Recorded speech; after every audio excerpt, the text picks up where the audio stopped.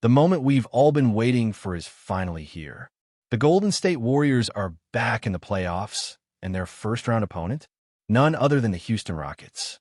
It's a matchup that's already sparking conversation, excitement, and even some debate, especially when you look at the key battles that will define this series. One of the biggest talking points heading into this clash is Steph Curry versus Aim Thompson. That's right, Curry, one of the most dynamic scorers in NBA history, is going to be shadowed by one of the most athletic and defensively aggressive young players in the league. That duel alone could end up deciding how long this series goes. Now, before diving deep into strategy and numbers, let's set the tone. If you're backing the Warriors to power through Houston and make another run in the NBA playoffs this year, make sure to show that support because this is going to be a wild ride. Despite finishing 7th in the West, the Warriors are not being treated like your typical lower seed. In fact, they're entering this series with a surprising level of confidence from analysts and fans alike. On paper, Houston holds the advantage with a number 2 seed, but playoff experience, especially when it comes to Golden State, changes everything. This is a team loaded with veterans who've been battle-tested and crowned champions. And when you stack that up against a young Rockets team that's still learning how to win when it matters most, suddenly the dynamics shift. The Warriors will hit the road to open the series in Houston, with Game 1 scheduled for Sunday at 6:30 Pacific Time. And while conventional wisdom says the higher seed should be favored, betting lines are leaning heavily toward Golden State. That's how much belief there is in this team's ability to step up when the pressure is on. The most common projection right now? Warriors in 6. That's right, Golden State taking it 4-2. The second most likely outcome? A 5-game win for the Warriors. That's how confident people are in this team's playoff pedigree. And what's even more wild is that a Warriors sweep is considered more probable than Houston winning in 6. Let that sink in. Of course, numbers and predictions only tell part of the story. We got to look at how these two teams matched up during the regular season. In their head-to-head battles, Golden State came out on top, winning 3 of the 5 games. But that's not the full picture. Only 2 of those matchups featured Jimmy Butler wearing a Warriors jersey. That matters because his presence changes everything. In the February 13th game, for instance, Golden State pulled off a 105-98 win. It wasn't a perfect performance by any means. The Warriors shot just 27% from beyond the arc, but they still found a way to get the job done. Curry was brilliant, dropping 27 points and hitting 5 of his 13 attempts from deep. Jimmy Butler added 19, another teammate chipped in with 18, and the team as a whole showed resilience. What stood out the most wasn't just who scored, but how they controlled the flow of the game. Houston's offensive threats were largely neutralized. Fred VanVleet didn't play in that one, which obviously affected the Rockets' backcourt rhythm, and Golden State did an excellent job containing Jalen Green. Sure, Aaron Holiday stepped up with solid minutes, but when he's your most productive player in a game like this, it usually means trouble. Ahmed Thompson struggled to keep up with the pace, and Alperen Sengun, who's typically a key contributor, hit just 4 of 10 shots. But fast forward to April, and things start to look a bit different. If you remember April 6th, just a couple of weeks ago, the tone of the matchup changed. In that game, Curry didn't find his rhythm, and Jimmy Butler's mid-range game was unusually quiet. The Warriors looked out-muscled and outpaced. Houston brought the fight with a different level of intensity. Jalen Green lit it up, Ahmed Thompson found his stride, and Golden State got a taste of how dangerous this young Rockets squad can be when they're firing on all cylinders. The anticipation for this series is sky high. The energy in the building, the pressure on every possession, it's going to be electric. Coverage will be wall-to-wall with breakdowns, live stats, and nonstop analysis. And in this preview, we're breaking down the 5 essential keys that could determine whether the Warriors move on or go home. Starting with the most important one, matching the physicality. Houston is young, long, fast, and relentless. They want to beat you with athleticism, effort, and energy. That's their formula. And Golden State? Well, they've got to meet that head-on. It's going to be a battle of wills. You've got guys like Dillon Brooks and Aim Thompson who are already known for making life difficult for Curry. And now you add in a guy like Tari Eason, who's logging serious minutes and brings hustle on every play.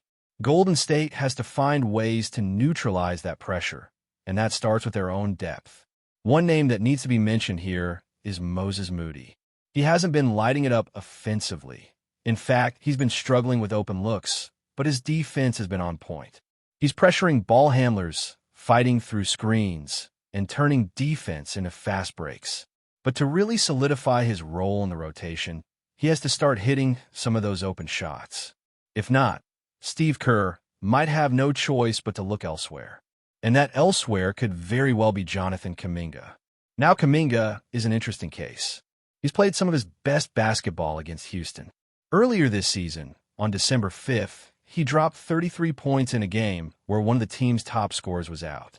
He followed that up with a 23-point, 7-rebound game in November, and even in a loss on December 11th, he still put up 20 points. His physical presence, ability to attack the rim, and willingness to defend multiple positions make him a potential X factor. The only question is, will he get the minutes? After missing some time and seeing his role reduced, especially in games against teams like the Clippers and Memphis, it's unclear where Kerr stands on Kuminga's usage. But if you ask Draymond Green, there's no question he believes Kuminga needs to be out there. He's proven that he can thrive against Houston, and if the Warriors want to counter the Rockets' speed and size, Kuminga might be one of their best bets. Meanwhile, there's another key player whose performance could swing the series. He's had some highs and lows recently, but his role as a playmaker, connector, and inside presence has become essential. In one of the final games of the season, he exploded for a career-high 30 points, followed it up with 38 in another do-or-die matchup, and showed that when he's aggressive, the team feeds off that energy.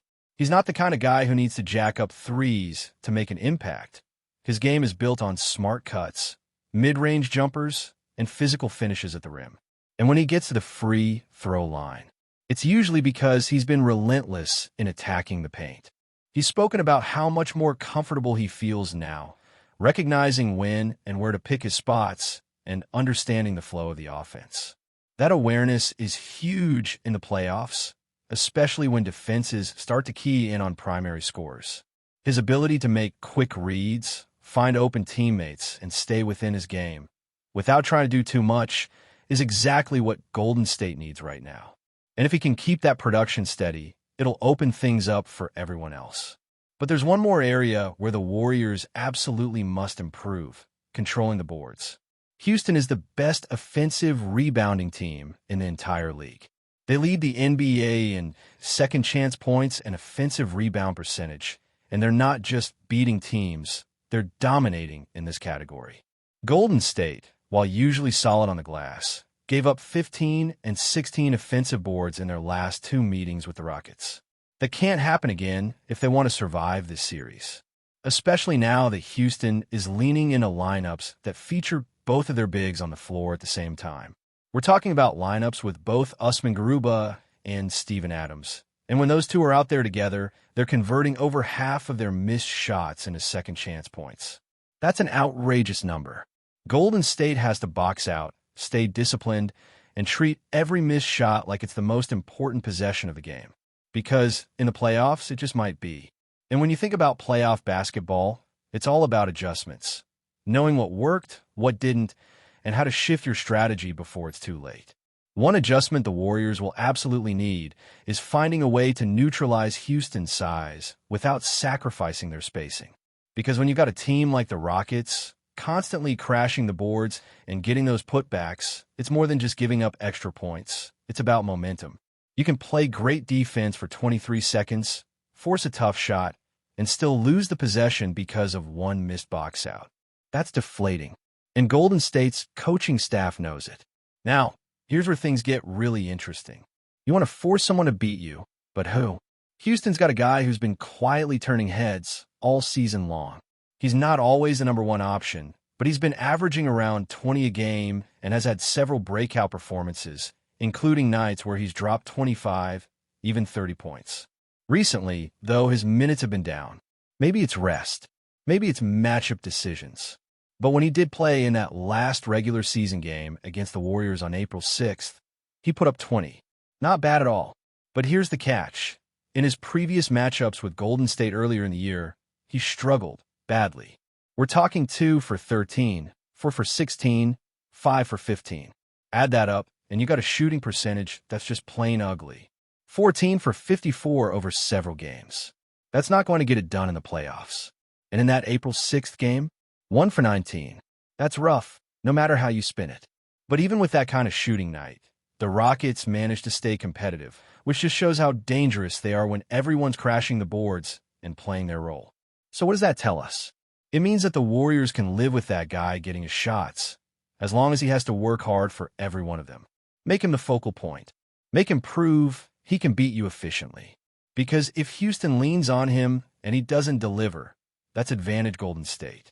The key is forcing the Rockets to rely on the guys who are least likely to sustain production over an entire series. Now, switching gears, let's talk about one of the guys who could tip the scales in Golden State's favor. This player wasn't a major piece when the season began, but lately, he's been on fire. In back-to-back games to close the regular season, he put up 30 and 38 points. That's not just a hot streak, that's a statement. He's finding his rhythm, getting to the mid-range spots he loves, attacking the rim, drawing contact, and getting to the line. In fact, in that 38-point game, he had 18 free throw attempts. That's aggressive basketball.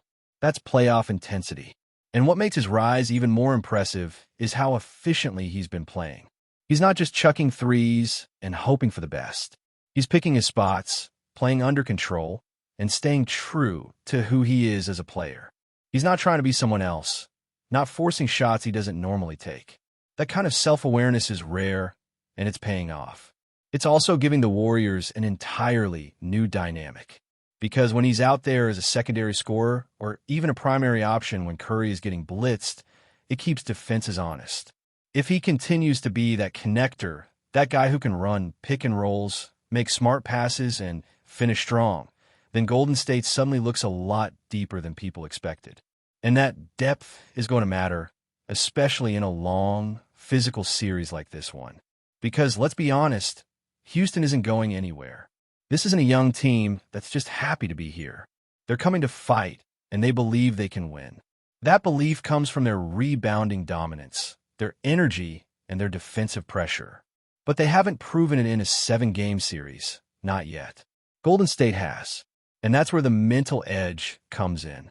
The Warriors know what it takes to close out a series. They know what it feels like when the lights are the brightest. And when it comes down to a Game 7 situation, if it gets there, that experience is priceless. And speaking of Game 7, that's what I think this series is heading toward. As much as people want to believe the Warriors can take this in 5 or 6, I'm not so sure. Houston is good enough to steal one on the road. They're good enough to hold serve at home. And when you've got two teams with such different identities, one built on youth, speed, and chaos, and the other on discipline, execution, and playoff savvy, it's almost inevitable that it goes the distance. When that Game 7 hits, it's going to come down to a few simple things. Who controls the glass, who limits turnovers, and who gets hot at the right time. If Curry finds a shot and avoids foul trouble, the Warriors are nearly impossible to beat. If their supporting cast shows up, if Klay finds his rhythm, if Wiggins plays locked-in defense, and if Kuminga gives them a spark, they have the tools to advance. But don't count Houston out. They've got nothing to lose and everything to prove. They've got young stars eager to make a name for themselves, and they're not afraid of the moment. It's going to be fast, physical, and full of emotion. And for fans of basketball, this is the kind of series that reminds you why the playoffs are special. So buckle up. Warriors versus Rockets is going to be a battle from start to finish, and whichever team comes out of it. You better believe they're going to be tested, battle-hardened, and ready for whatever comes next. Before we continue, make sure to leave a like and subscribe to the channel so you won't miss any exclusive Dubs updates. Let's keep going. In a move that has sent shockwaves across the NBA, Domantas Sabonis has signed a 4-year deal with the Golden State Warriors, stunning fans and analysts alike throughout the United States. The Lithuanian star, known for his elite passing, rebounding, and high basketball IQ, is leaving Sacramento after a strong run with the Kings to join a Warriors franchise that appears determined to return to championship contention. Sabonis, a 3-time All-Star, was widely expected to continue his partnership with De'Aaron Fox in Sacramento, where he helped revive the Kings' identity as a playoff-caliber team. His sudden decision to take his talents to the Bay Area has raised eyebrows, particularly given the historic rivalry between the two Northern California franchises. Now, the Warriors add a dynamic big man to their core, potentially forming a new-look lineup that could reshape the Western Conference. Sources close to the deal report that the contract is valued significantly, signaling the Warriors' firm belief in Sabonis as a key piece for the next phase of their evolution. After years of small ball dominance, this signing suggests a shift in Golden State's approach, blending their perimeter firepower with a physical and intelligent interior presence. Reactions have flooded social media and talk shows, with some hailing the move as genius and others questioning the long-term fit. How Sabonis will mesh with Steph Curry and the remaining pieces of the Warriors roster is still a mystery, but the excitement is undeniable. This is a bold, calculated risk by the Warriors' front office, and one that might just spark the next great chapter in their storied legacy. Stay updated exclusively with the latest Dub Nation news. Subscribe to our channel and hit the like button to keep getting daily updates on the Warriors. Don't forget to share your thoughts in the comments. Your input is essential for the Dubs community. Stay tuned for the next video.